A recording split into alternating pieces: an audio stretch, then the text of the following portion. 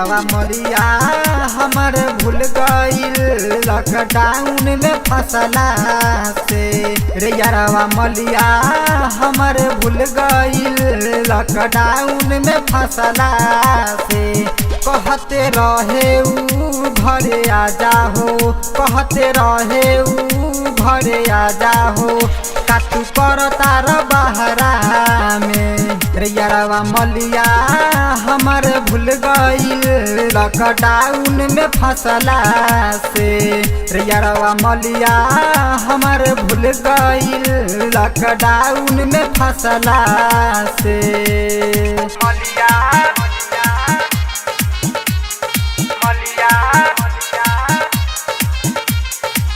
हमर भूल गईल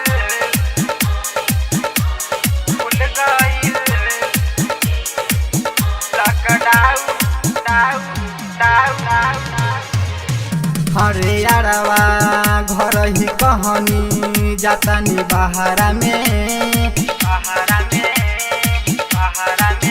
उहे बोलैलक हमसे कहलस ना भूलैहा हो।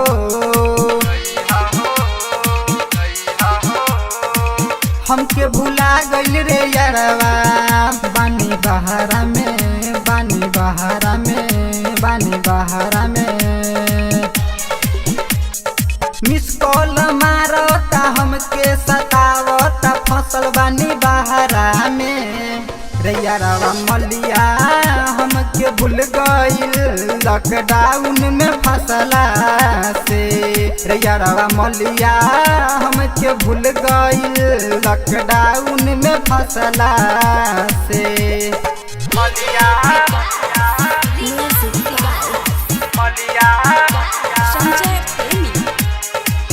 हमर भूल गईल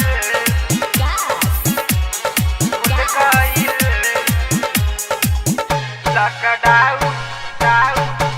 दिलवा तुरता फोन न करता यारवा हमारा हो, हमारा प्यार में कमी का पहलू जान में हमारा हो।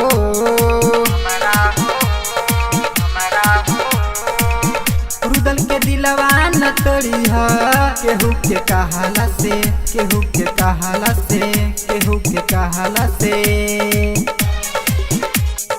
जयराम बिहारी करे कलाकारी रोमन के कहला से। रे यारवा मलिया हमके भूल गईल लॉकडाउन में फसला से। रे यारवा मलिया हमरे भूल गईल लॉकडाउन में फसला से। कहते रहे ऊ घरे आजा हो, कहते रहे ऊ घरे आजा हो, कातू कर तार बहरा में। रे यारवा मलिया हमर भूल गईल लॉकडाउन में फसला से। रे यारवा मलिया हमर भूल गईल लॉकडाउन में फसला से।